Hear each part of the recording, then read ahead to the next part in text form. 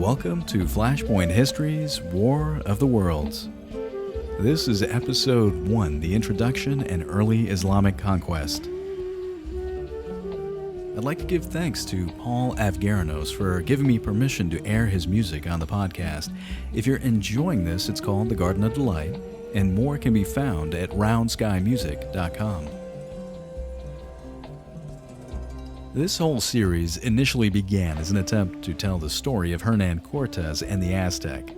But in reality, it was an excuse to travel down to Mexico City. I wanted to convince my wife to go, and honestly, there really wasn't that much convincing involved. We're both travel people, she's Latina, she speaks perfect Spanish, and the destination sells itself. Mexico City, being one of the largest cities on the planet, has culture and nightlife and music and amazing food and, of course, not to mention plenty of history. And there is nothing like being able to travel for the purposes of obtaining research that makes one feel very self-justified or, even for that matter, a little self-righteous. So the idea was to get down there and visit the appropriate historical sites, get in a couple of museum visits, and if I could somehow manage to get my hands on some historical documents, then I could have my wife translate.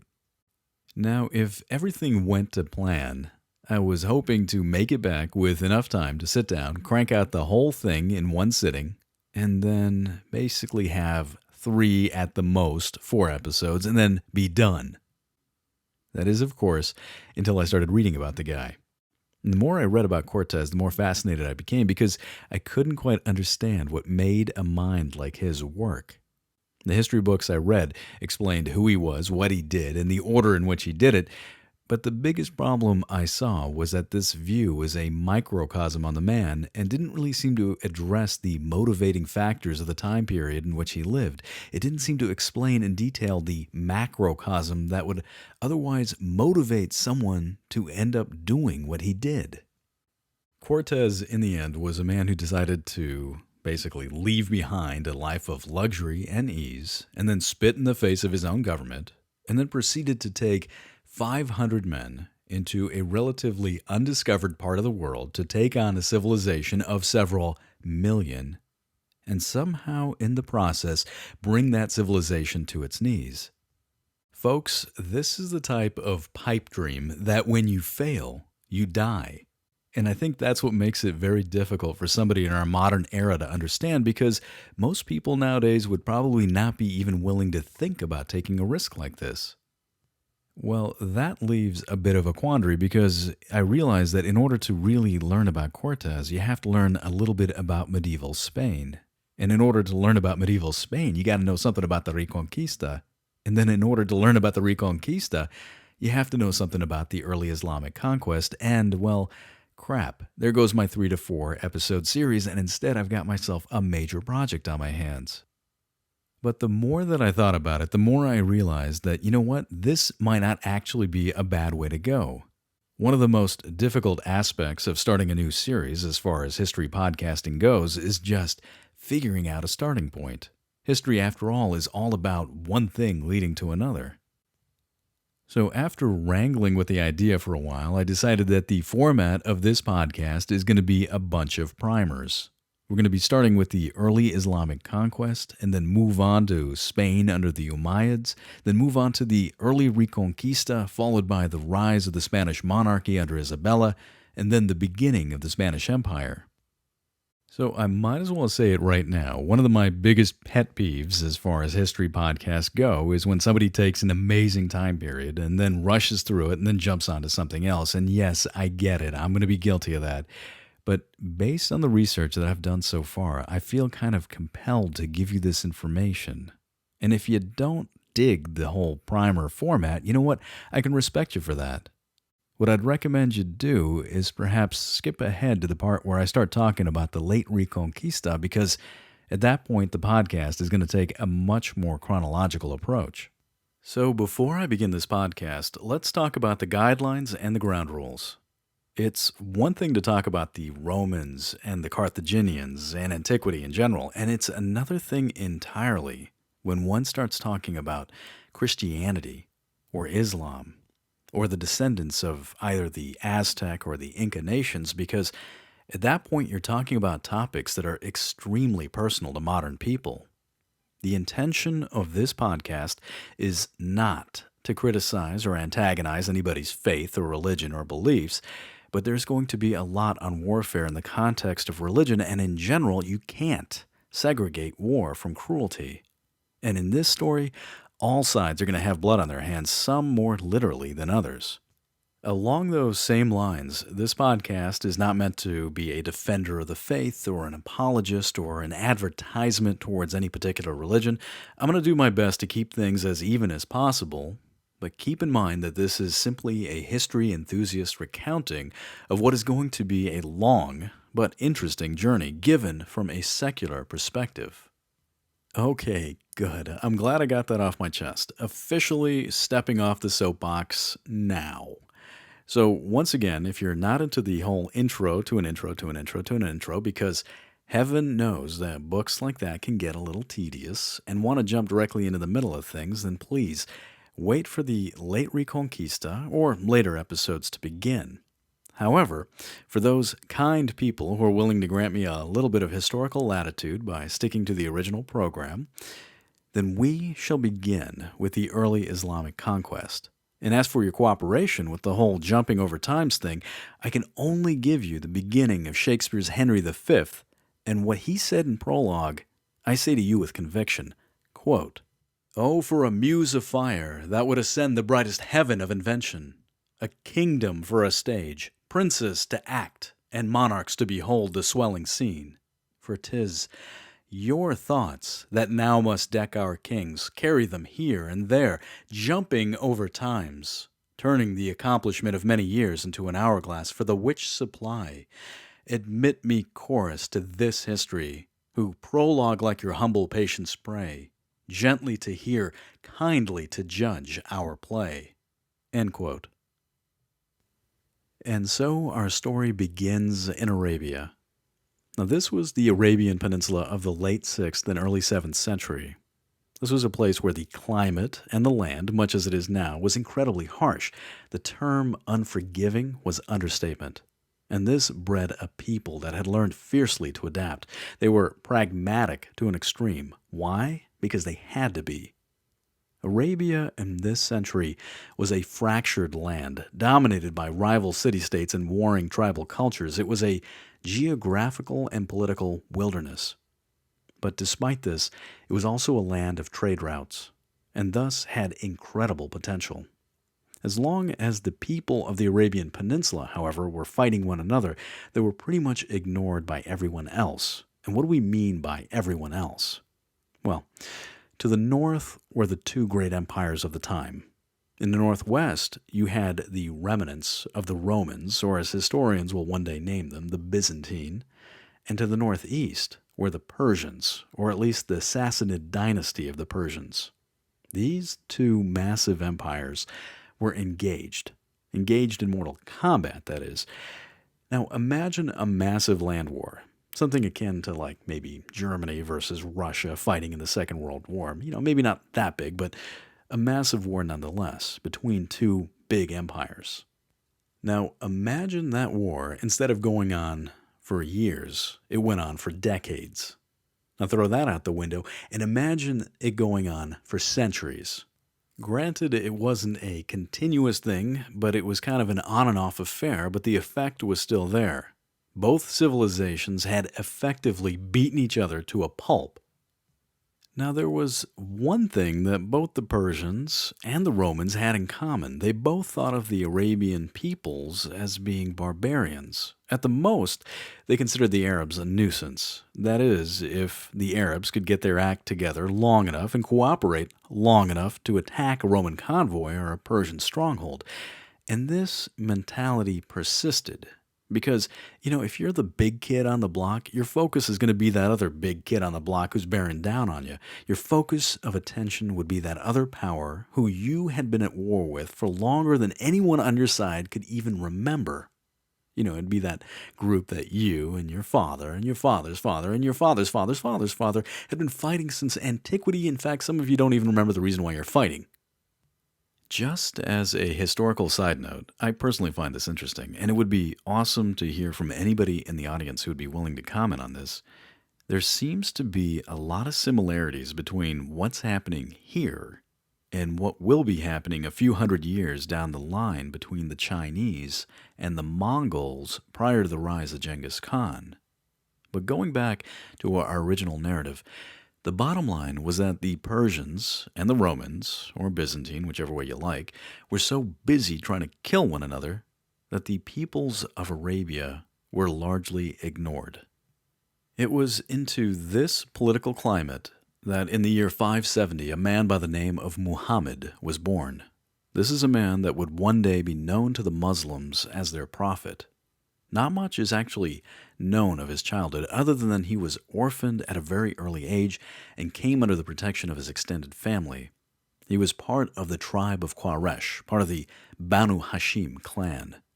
But as he was growing up, he joined his family on trading journeys via caravan, and through this gained both an education and experience in trade and travel, and he seems to have been very gifted at negotiation. Even from early on, he was given the names Al-Amin, meaning trustworthy, or Al-Sadiq, meaning truthful. So to give you an example of his diplomacy, per the contemporary historian Ibn Ashak, in the year 605 there was a dispute that occurred about the Black Stone, also known as the Al-Hajar al-Aswad. And for those of you not familiar with the Black Stone, it's a religious relic that is embedded into the corner of the Kaaba. And the Kaaba is the giant cube-like building that sits at the center of the Al-Masjid al-Haram in Mecca, which is considered to be the most sacred mosque in Islam. According to Ibn Ashak's rendition, the rulers of Mecca could not agree on how to replace the stone into the Kaaba after renovations were done. The leaders of the various tribes wanted the honor, and they were even considering war to resolve the issue. It is said that Muhammad placed the stone in the center of a cloth and had all the leaders hold a portion of the cloth, bringing it to the Kaaba, at which point he himself lifted it and returned it to its resting place, thus restoring honor to all involved and preventing bloodshed. It was around the year 610, according to Islamic scripture, that Muhammad began to have visions. He began to have revelations of what he perceived as the Word of God. These were given to him by the angel Gabriel at the cave of Hira on a mountain known as Jabal al-Nur, meaning the mountain of light. It was here that the Quran, the sacred text of Islam, began. The writer Albert Hourani, in his book, A History of the Arab Peoples, talks about this. Quote, "He became a wanderer among the rocks, and then one day, perhaps when he was about 40 years old, something happened. Some contact with the supernatural, known to later generations as the Night of Power or Destiny. In one version, an angel seen in the form of a man on the horizon called to him to become the messenger of God." End quote.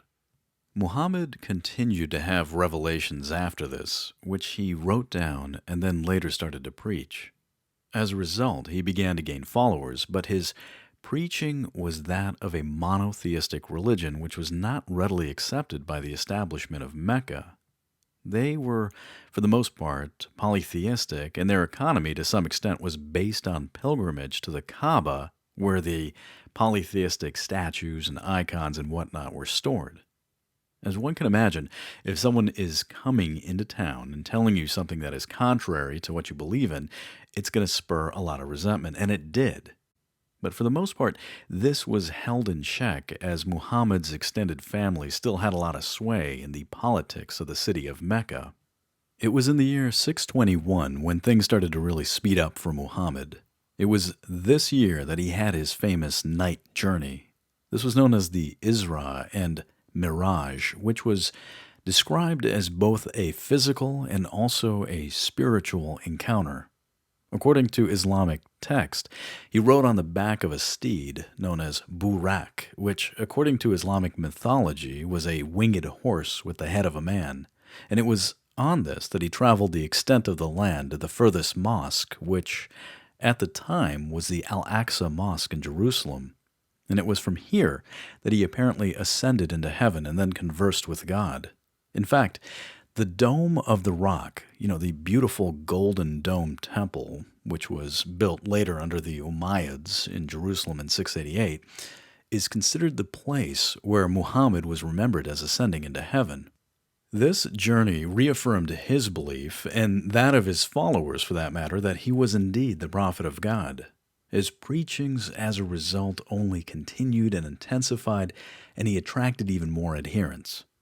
Now, as I'd mentioned to you before, he was holding on by a tiny little thread in Mecca. In fact, it was his extended family that were keeping most of his antagonists at bay.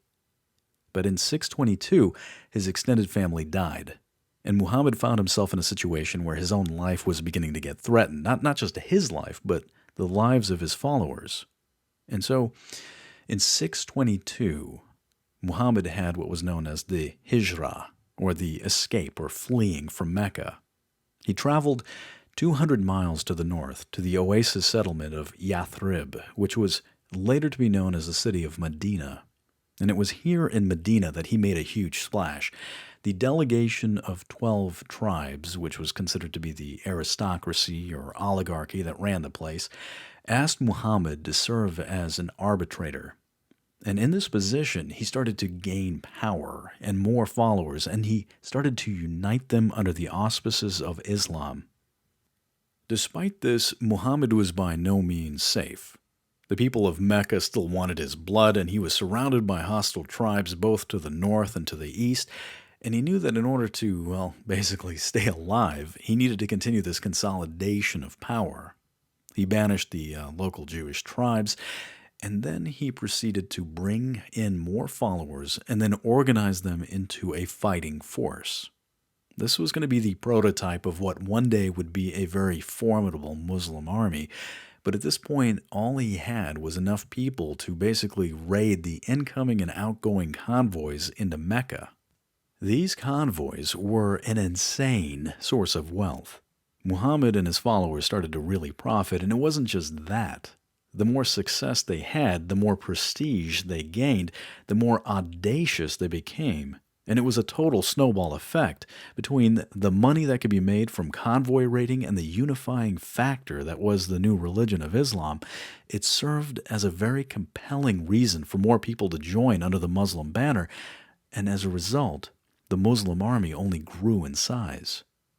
But of course, not everybody was happy about this. The people of Mecca, who were getting royally shafted out of this, were beginning to feel this massive dent in their economy and began organizing themselves for a more major armed conflict. A full-scale war between Medina and Mecca was going to be inevitable.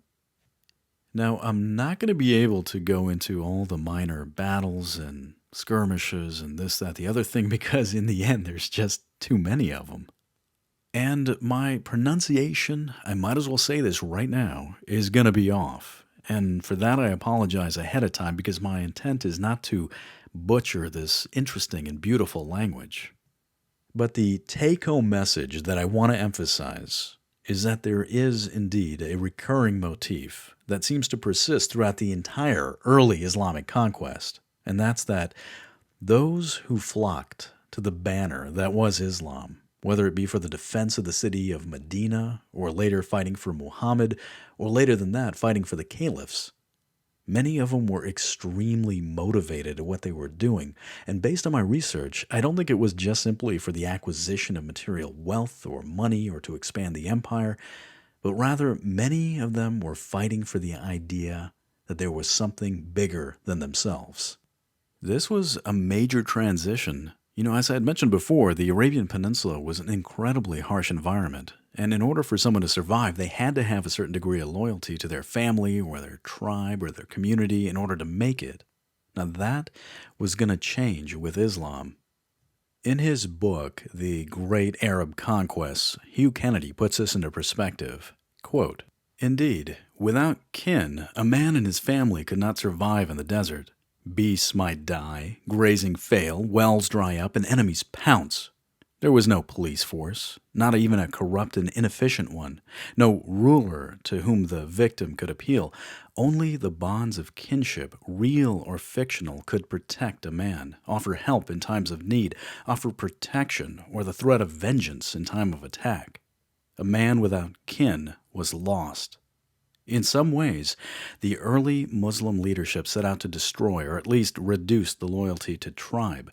The Muslim community, the Ummah, was to be a new sort of tribe based not on descent, but on commitment to the new religion, the acceptance that Allah was the one true God and that Muhammad was his prophet.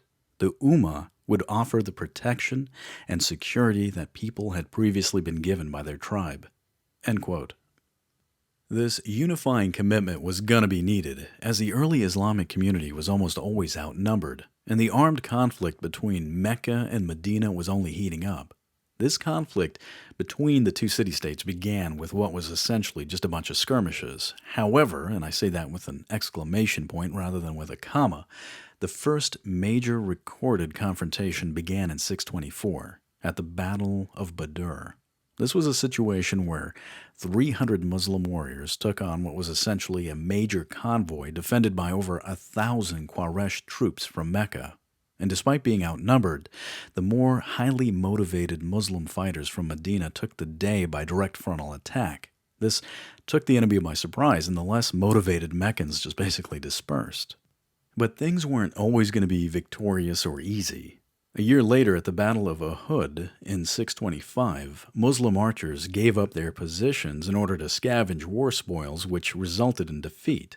Strangely enough, or luckily enough for our fledgling Islamic community, the army of Mecca decided that day to return to their city instead of pressing the offensive and extending their lead. It's one of those great what-ifs in history. Had they been more aggressive and attacked, would they have been able to land a critical blow against Islam? But instead of having a decisive encounter, the conflict continued. This fight, as one can see, took on a unifying religious aspect for the followers of Muhammad. Albert Husani, again in his book, The History of the Arab Peoples, talks about this.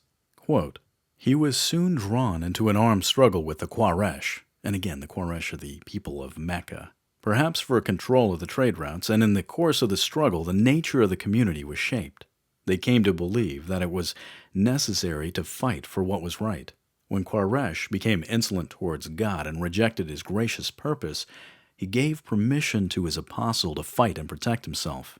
They acquired the conviction that God and the angels were fighting on their side, and accepted calamity when it came as a trial by which God tested believers. End quote. In 627, the struggle between Medina and Mecca finally came to a head. After being unable to take down the upstart Muslims with minor skirmishes, the Quraysh decided to raise an army of about 10,000 strong.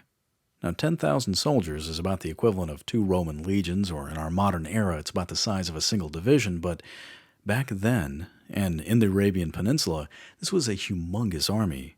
And then with this army, they decided to march directly on Medina. The defenders of Medina at this point only numbered about 3,000. They were outnumbered almost 3-1. They desperately began bolstering the defenses of the city because to them this was kind of sort of a last-ditch type of thing. They went so far as to dig a trench, which would serve to negate the effectiveness of the Meccan cavalry. The Battle of the Trench, as it later became known, was fought over a month between January to February of 627, and it was technically a siege. It is said that the soldiers of Mecca lacked a cohesive strategy of attack, whereas the defenders used their interior lines masterfully to provide a dynamic defense. But here's the thing, it worked. The attackers were unable to overcome the fortifications, and every time they would attack, the casualties would just pile up. The siege was unsuccessful, and after a month, the Meccans looked back and realized that they had suffered just horrendous losses. And when news of this battle got out, they lost so much prestige, they even lost some of their trade routes as Bedouin communities around the area began to flock to Muhammad as his victory was interpreted as God's will. It is said that there were even people in Mecca that began converting to Islam. The war between these two city-states came to a temporary halt in 628 with the signing of the Treaty of al-Hudaybiyah. This treaty, aside from establishing a ceasefire, also allowed the Muslims to go on pilgrimage to the Kaaba, which from that point was known as the Hajj. With his southern border now secure, Muhammad was able to push north from Medina. The beginning of this northern expansion was an interesting time. The Muslims began to increase their territory and even pushed as far north as the Jewish oasis of Khaybar in mid-628, which is about 150 miles from Medina. But the bigger picture here was that there was a growing audacity to what Muhammad was doing. And I'll give you an example. He started to write letters to the heads of state, inviting them to convert to Islam. And of course, by inviting, I say that with the proverbial air quotes. And this included people like the king of Ethiopia, the governor of Bahrain, the ruler of Egypt, the chief of Yemen. And this even included the emperor of the Byzantine Empire. There's a copy that exists of what Muhammad wrote to Heraclius. Quote, "In the name of God, the most merciful, the bestower of mercy, from Muhammad, son of Abdullah, to Heraclius, the leader of the Romans. Peace be upon he who follows the guidance. Furthermore, I invite you with the invitation of Islam. If you accept Islam, you will find peace. God will give you your reward in double. If you turn away, you will bear the sin of the Aryans." End quote. So I'll be honest, I have no idea what that last part means, but it doesn't come across as the most inviting statement one can make. The Romans didn't take him up on his offer, but Muhammad wasn't done. He sent an envoy to the ruler of Basra, and this envoy wasn't exactly taken very seriously. In fact, he was executed in the village of Mu'tah by one of the local officials. And Mu'tah, by the way, is in present-day Jordan, to give you an idea of how far Muslim ambassadors were being sent. Muhammad responded by sending in about 3,000 troops in order to punish the local tribes. But this being Roman-held territory, the Byzantines, or the Romans, again, whichever way you like, sent in about 10,000. The ensuing Battle of Mu'tah was a near disaster for the Arab forces. 3 Muslim commanders fell one by one in the fight, and then the army began to really disintegrate and fall apart. But at the last moment, command was transferred to a man by the name of Khaled ibn al-Walid, who managed to keep the army from utter destruction. Khaled ibn al-Walid was an impressive leader, arguably one of the most influential in the early conquest, and I think it wouldn't be that much of a stretch to say that he was one of the best generals in history. And we're going to get back to him in just a bit. But in this battle, and I personally think that you can make a Quentin Tarantino film out of this, it was said that he started fighting, and then his sword broke. And his friend threw him another sword, and he continued to fight, and then that one broke, and then he got another sword. And this process was repeated 9 times. And in the aftermath of this fight, even though it was a Muslim defeat, and they had to retreat back to Medina, he was recognized for his action and was later named Saif-Ullah, meaning the sword of Allah. The Byzantines, or the Romans, didn't pursue. This again was going to be one of those close calls for Islam. But it's not too hard to understand why they wouldn't want to do this. It was outside of their territory, the environment could easily consume an army that wasn't accustomed to it, and the Persians. The relentless Persians were still on their doorstep, breathing heavily down their necks. This worked out really well for Muhammad, who would have to turn his attention back to Mecca. In 629, the people of Mecca paid and equipped the tribe of Banu Bakr to raid and attack a tribe that was allied to the Muslims. When Muhammad heard about this, he demanded that the Meccans pay some sort of blood money or disavow themselves from the raiding tribe, or option number 3 was to declare the Treaty of Hudaybiyah to be null and void. And if you recall, this treaty ended the fighting after the Battle of the Trench. The Meccans went for the last option, but they didn't realize their mistake until it was too late. This played right into Muhammad's hand. He no longer was constrained from attacking his old enemy without suffering the loss of some sort of diplomatic credibility. Thus he mobilized the army, which at this point wasn't 3,000 or 5,000, but a whopping 10,000 strong. In late 629, he marched his forces on Mecca. The Muslim army was divided up into 4 groups, each to attack from a different direction because there were 4 main approaches to the city. On January 11th, in the year 630, 3 of the divisions entered the city without a fight. The 4th, under the command of Khaled ibn al-Walid, which, by the way, it was said that there wasn't an inch of this guy's body that wasn't covered by some sort of battle scar, he entered from the northeast, where the most devoted and resolute defenders were positioned. But despite this, he did what he was really good at. He fought his way in, and with that, the city surrendered. For the most part, the people of Mecca were scared out of their minds. They thought that Muhammad was going to exact some sort of vengeance or retribution against them, but instead, the Muslims went directly to the Kaaba. They circumambulated around it 7 times. Muhammad entered and proceeded to collect all the different statues and icons of the various polytheistic religions, and then, before the people of the city, he had them all smashed.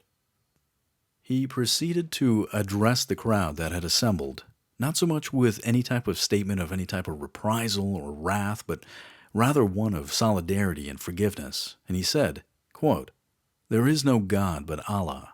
He has no associate. He has made good his promise that he held to his bondman and helped him and defeated all the Confederates.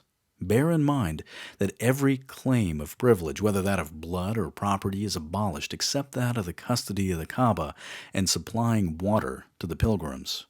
People of Quraysh, surely God has abolished from you all pride of the time of ignorance and all pride in your ancestry, because all men are descended from Adam." End quote. This took the crowd by surprise. This was not exactly what they were expecting, but he continued, quote, "Then Muhammad, turning to the people, said, 'O Quraysh, what do you think of the treatment that I should accord you?' And they said, 'Mercy, O Prophet of Allah, we expect nothing but good from you.' Thereupon Muhammad declared, 'I speak to you in the same words as Yusuf spoke to his brothers. This day there is no reproof against you. Go your way, for you are free.'" End quote. The taking of Mecca by itself was impressive, but to take it in this bloodless way was a crowning achievement. It created a tremendous amount of prestige for the Islamic cause in the eyes of the Arab peoples, and when you add this in with the new power base that the Muslims now enjoyed with control of both cities, not to mention the surrounding trade routes, I mean, this was a tremendous advance from humble beginnings. In fact, later that year, Muhammad pushed his advantage by organizing a show of force against the Byzantine Empire. He created a military expedition to the city of Tabuk, and this time, by extreme effort, he unified many of the otherwise quarreling tribes into an army of over 30,000 troops. However, despite all these gains, despite having control over Medina and Mecca and a large part of Central Arabia, the time of the Prophet was coming to a close. In the year 632, Muhammad went on his final pilgrimage, his last Hajj to the Kaaba. While he was there, he addressed his people, urging them to remain faithful, and above all reminded them that they're all equal except when it comes to piety and righteous deeds, which was a challenge that all needed to continue to strive to become better. It was said that he died in Medina on June 8, 632. But his legacy, the conquest that he started, the unification, the Quran, the overall message that there is no God but God and Muhammad is his prophet, persisted. Albert Hourani, again, I think, does an amazing job in summarizing his life. Quote, "It seems plausible to suggest that from an early time, those who had known and followed Muhammad would have tried to model their behavior upon his. Mirrored in the eyes of his followers, he appears as a man searching for truth in early life. Then, bemused by the sense of some power falling upon him from on high, eager to communicate what had been revealed to him, acquiring confidence in his mission and a sense of authority, his followers gathered around him, an arbitrator concerned to make peace and reconcile disputes in the light of principles of justice believed to be of divine origin, a skillful manipulator of political forces, a man not turning his back on habitual modes of human action, but trying to confine them within the limits of what he believed to have been ordained by the will of God." End quote. With Muhammad's death, things began to really fall apart. Many of the tribes began to break away and renounce their faith. Some would rise up in open rebellion. There was even a false prophet proclaiming his own faith and divinity in eastern Arabia. Plus, on top of all this, there was the beginnings of a divide or schism within the Islamic faith that surrounded who was going to take charge. In Arabic, the word successor is khalifa, which is where you get caliph and thus caliphate. Now, as I just mentioned, a divide was created. You had the beginnings of the two major sects of Islam. On one side, you had the Sunni, who were considered the orthodox and the larger of the two groups, and the term, by the way, is derived from the word sunnah, which is the oral record of guidance, enlightenment, the sayings of Muhammad and his companions. This group felt that the successor should be elected by the majority. They wanted Muhammad's father-in-law, Abu Bakr, to assume leadership, versus the Shia, which is the latter group, who felt that Muhammad wanted his son-in-law, Ali ibn Talib, to lead. The Sunni were going to win this round. Abu Bakr, it seemed, made a really good choice. He was a senior companion and a close, trusted advisor to the Prophet. He was involved in a majority of the major battles, going as far back as Badr, but he also was at Uhud and at the Battle of the Trench, to name a few. In 632, he was declared the successor by the Muslim elite known as the Ansar. He established what was going to be known as the Rashidun Caliphate. He was the first of 4 Rashidun caliphs, also known as the Rightly Guided. He ruled for a mere 2 years, from 632 to 634, and his first objective was to crush the various rebellions of, well, the entire Arabian Peninsula, and thus bring everybody back into the fold. This was going to be known as the War of the Rida. Now, as far as things to do, this was a pretty big one. Abu Bakr probably realized this right off the bat. He even commented on his own ascension, quote, "I've been given the authority over you. If I do well, help me, and if I do wrong, set me right. Sincere regard for truth is loyalty, and disregard for truth is treachery. Obey me so long as I obey God and his messenger, but if I disobey, you owe me no obedience." End quote. The Wars of the Rida were a series of conflicts to bring the seceded tribes back under the control of Medina, and these started off really poorly. The Muslim army moved out of Medina to fulfill the last military orders of Muhammad, but when the rebel forces heard that the troops were off, they converged to attack the capital. And why wouldn't you? Hitting at the weakest point is an essential aspect of war. Abu Bakr, realizing what a precarious spot he was in, arranged for a last-ditch fighting force from the clan of Muhammad known as the Banu Hashim. With considerable effort, he was able to defend Medina and then drive the rebels back, securing a base of operations, but a new strategy was needed.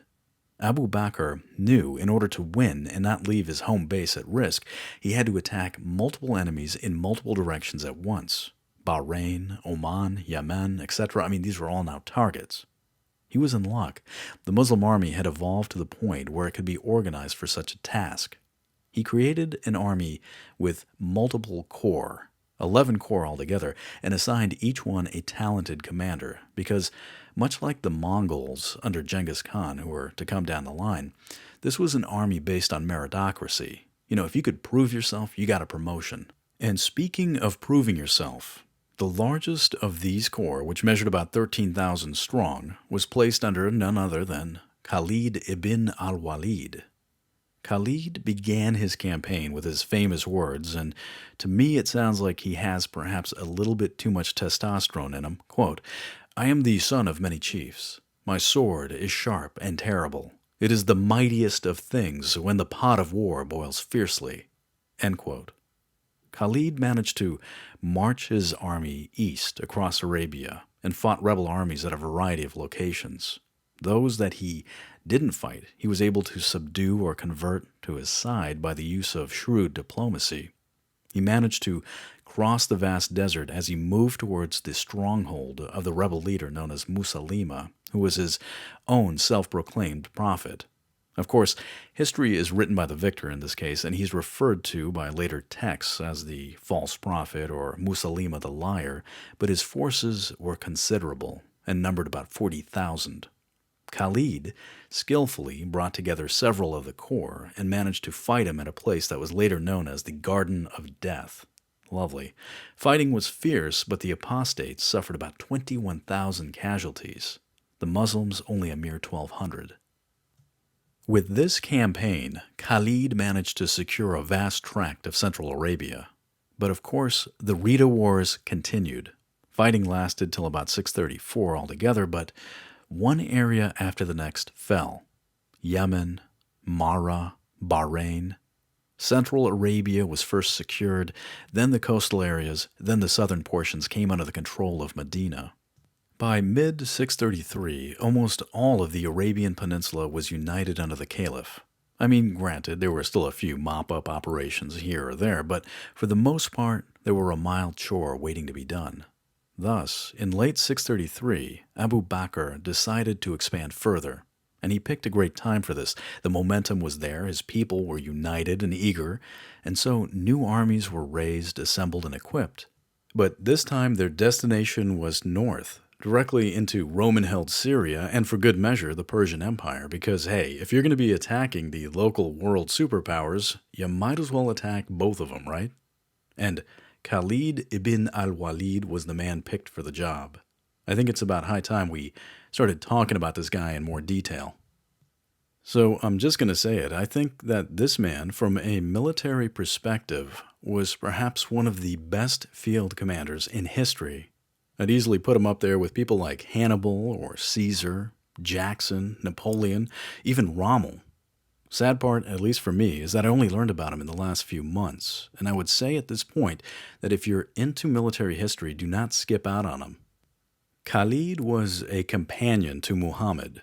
He also served under the later Rashidun Caliphs as well. He was to the nascent Islamic State what Patton was to the United States or Zhukov was to the USSR in the Second World War. This was a man that was bred for war. He loved it. He had this preternatural instinct for it. He could survey the land to find the site that was ideal for his forces, and he knew how to employ the strength of his men to achieve just spectacular victories. This was the type of insight, by the way, that only the best commanders in history possessed. In the early Islamic conquest, he was pretty much everywhere. At the Battle of Mu'taz, I'd previously mentioned, he fought and had 9 swords broken underneath him, and then he won the title Saif-Ullah, meaning the sword of Allah. Actually, the full title was Saif-Ullah al-Maslul, which means the drawn sword of God. He was at the Battle of the Trench, he helped secure Mecca during the Rita Wars, he helped in the conquest of Arabia, and it was said that he was victorious in over 100 battles. In 633, he was given the simple task of, invading the Persian Empire. Because, it was the thing to do. Alexander the Great did it, the Romans did it. In fact, they were still attempting to do this. Khaled organized an attack on Lower Mesopotamia. He came in through what is now Kuwait, and then advanced along the Euphrates River, hitting every Persian fortification and army along the way. In fact, he even sent the Persian High Command a note, and we have a copy of it. It goes something like this, quote, "Submit to Islam and be safe, or agree to the payment of the jizya," and the jizya, by the way, is a religious tax. "And you and your people will be under our protection, else you will have only yourself to blame for the consequences, for I bring the men who desire death as ardently as you desire life." End quote. He managed to successfully invade Persian-held territory, and then won a quick succession of victories at the battles of Kaziman and the Battle of the Chains, Ulalis, and the Battle of Walaja. Now, of the different battles that I had just mentioned, the Battle of Walaja was particularly fascinating, and to anyone like myself who was a big fan of Hannibal and the Battle of Cannae, this one is going to be one to remember.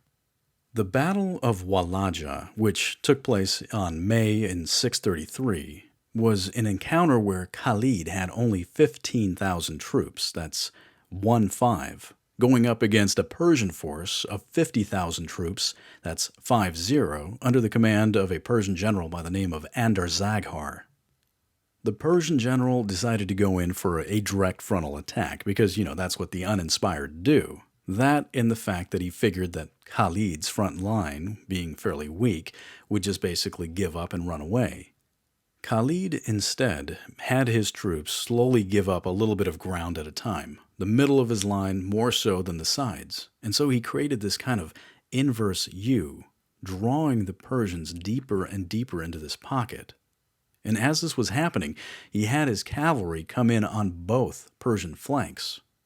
And then at the last second, Khaled had hidden cavalry units come over a hill and complete the entire encirclement. And so you had a situation where a smaller army was able to completely encircle a bigger army and then annihilate it. Here's the other interesting aspect of this. Walaja wasn't even his masterpiece achievement. Furthermore, this battle didn't end Khalid's winning streak. In fact, he pushed the Persians back again and again until he arrived at the city of Firaz in December of 633. Firaz was a considerable distance upstream on the Euphrates. It was a border city between the Persian and the Byzantine empires, and the Persians were so desperate at this point that they made an alliance with, of all people, their old enemies, the Romans. They even brought in Christian Arabs to bolster their numbers. But even this wasn't enough. Khalid, using the Euphrates to trap their army, used a pincer movement and demolished them yet again. The man was just unstoppable. Firaz was going to be Khalid's last engagement with the Persians. This is not to say that fighting on this front was over. In fact, the Persians would later counterattack and retake some of their territory. Lower Mesopotamia was, after all, one of the more prosperous and thus lucrative areas. Khalid secretly left the front lines, went on pilgrimage to Mecca to fulfill his vow to Muhammad, but, unbeknownst to him, a new front had opened up. Abu Bakr had sent into Roman-held Syria 4 corps from the city of Tabuk. These forces went into the southern portion of the Levant, and then they began moving north up towards Jerusalem, but this contingent was stopped when the Byzantines sent in garrison forces. The Byzantines, like their Roman ancestors, were keen on the idea of lines of fortifications, the string of defenses that they once had on the Rhine or the Danube during the heyday of the Roman Empire. The tactic worked because these key strategic locations were able to block the Muslim army from moving any further north. They began to request further reinforcements as they were now stuck. Khalid ibn al-Walid had returned back to Firaz at this point, and being the go-to man, he was asked to come and help. But he was all the way up in Mesopotamia, and so in order to do this, he would either have to retreat back down south into Arabia and then come back up north to the Levant to help his comrades, which, in the grand scheme of things, might not have been that useful because they still might not have been able to surmount the Roman defensive lines. Or he could also help, and this by far was the more insane option, he could also cross one of the most treacherous terrains known to humankind, the Syrian desert, with a full army nonetheless. But this had advantages, as his path would bypass a lot of enemy strong points and fortifications, and would allow the Arabian army to come in on the enemy's rear areas. So, crossing the near uncrossable desert into hostile territory with an army of thousands, little chance of resupply, and we have to do this quickly. How does one do this? This was going to be one of those time periods in history where a concept or a plan is regarded as impossible, or just downright crazy. But how many times in history have we heard this before? It was, after all, insane for Hannibal to cross the Alps with an army along with his elephants. It was nuts for Patton to take the Third Army and march it 100 miles in winter with no rest and then attack the Germans at the Battle of the Bulge. And what was Sherman thinking when he advanced from Atlanta to Savannah without any form of resupply or communication? And of course, it was impossible, quote unquote, for the tanks of the Wehrmacht to go through the Ardennes. It's all crazy until it happens, and then you have chapters, if not books, written about it. Khalid's solution was unique. It's something that blows my mind. It's an answer that comes from someone who has lived their life in the harshness of the Arabian desert and is aware of options that wouldn't readily come to anybody else. And try to imagine any other army coming up with an answer that is even close to this. So Khalid had his men starve the camels for 3 days, no food, no water. And then on the third day, he had his men bring all the animals to the Euphrates River, where he allowed them to drink their fill. And the camels, at this point, who were dehydrated, began to drink and drink and drink, and they drank themselves to overflowing status. And when this was done, the army began to march across the desert. Now, a couple of days into this, they began to run out of water. And the human body can go several days without food, but without water, you're going to die pretty quickly, especially if you're in the middle of the desert, there's no other form of water supply, and the sun is bearing down on you. At which point, his men turned around and began slaughtering the camels and then extracting the water out of their stomachs or wherever else in a camel that water is stored. I'm not that good with camel physiology. Maybe somebody in the audience can kind of enlighten me a little bit more on this. But the tactic worked. The Arabian army appeared as if from nowhere in the northern Levant, behind the Byzantine line of fortifications, and Khaled came in fighting. After winning several smaller battles, he managed to beat back the Byzantine forces at a place called Ajnadain on July 30th in 634, and by doing this, he shattered the Byzantine hold on Palestine. The Byzantine Empire was forced to retreat first to Damascus, and then again to Antioch, leaving the Muslims to raid the rest of the Levant at their will. But Khaled pressed the offensive. He gathered together all the various different corps, laid siege to the city of Damascus, and destroyed the Roman reinforcements that were assigned to the city. With direct assault, he managed to capture Damascus on September 18th, 634. Eventually, the whole of northern Syria was taken.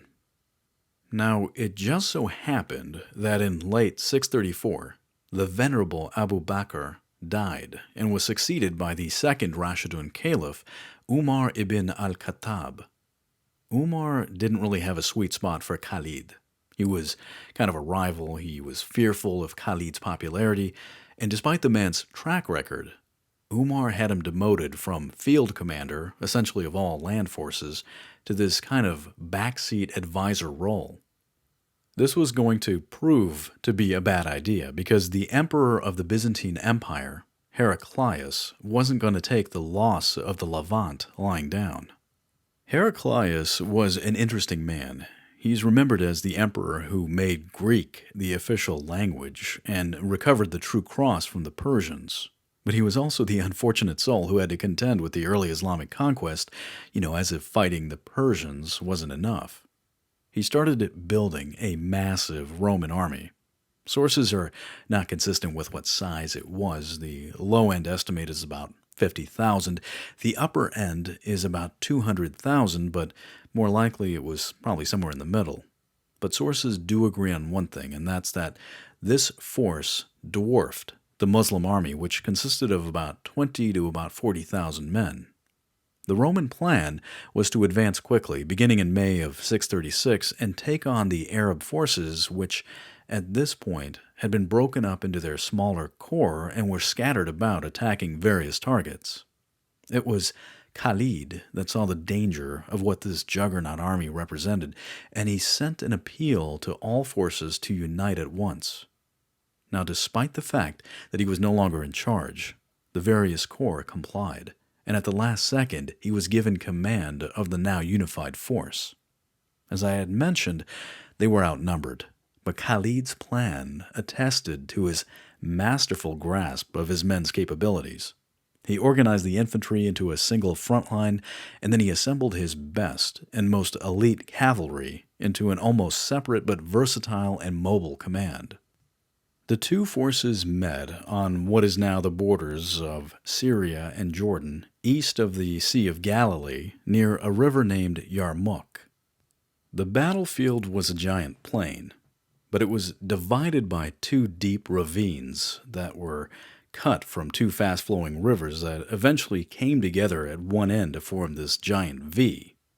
There were a number of bridges over the ravines that allowed for movement, and it was into the mouth of this V that the Byzantines positioned their forces. The idea was, I guess, that if you have steep ravines with quick-flowing waters and jagged, sharp rocks at the bottom, and this on both flanks and also to the rear, well, it would prevent an attack from those directions. But think about this tactically, because at the same time, this position also bottles you in, and thus to some extent limits what you can do offensively. The Battle of Yarmouk was arguably one of the most decisive events in world history.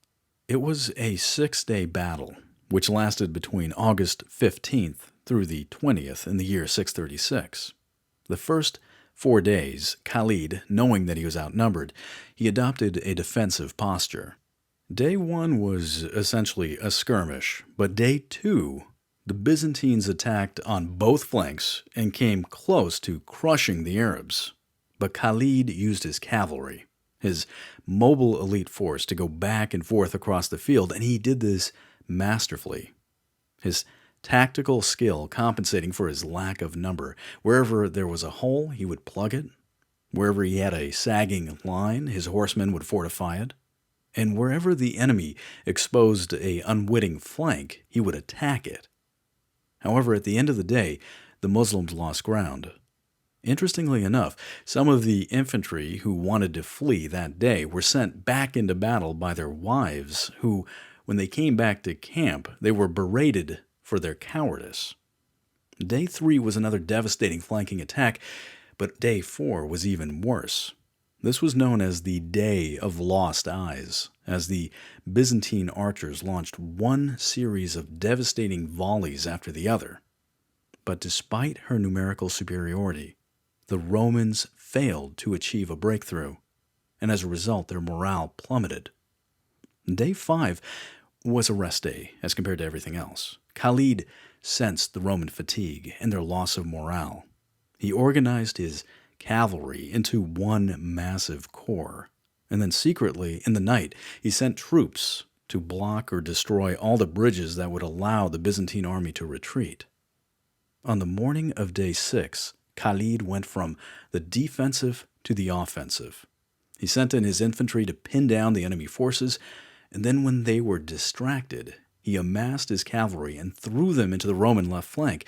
He created a break in the enemy line that opened up into a flood, and after routing the enemy cavalry, who had misjudged him for only being a defensive man, he hit the infantry from the rear.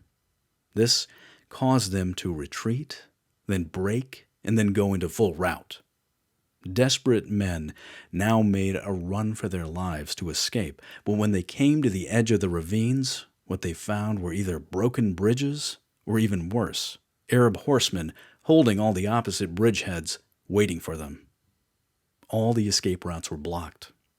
Those that were not slaughtered took their chances crossing the ravines on foot, which perhaps was an even quicker death. Losses were estimated from the low end of 50,000 to the upper end of 120,000. The Byzantine force after this was just gone. Heraclius decided to abandon Syria after this. He said, quote, "Farewell, a long farewell to Syria, my fair province. Thou art an infidel's now. Peace be with you, O Syria. What a beautiful land you will be for the enemy." End quote. But had his forces won, and had they retaken Syria and then perhaps moved on to destroy Medina, where would that have left Islam? Instead, the Byzantine army was demolished, and the Arab conquest continued and then began to accelerate. Now, what happened to our illustrious commander? The Battle of Yarmouk was Khaled ibn al-Walid's masterpiece. But a few years later, in 638, he was dismissed of all command.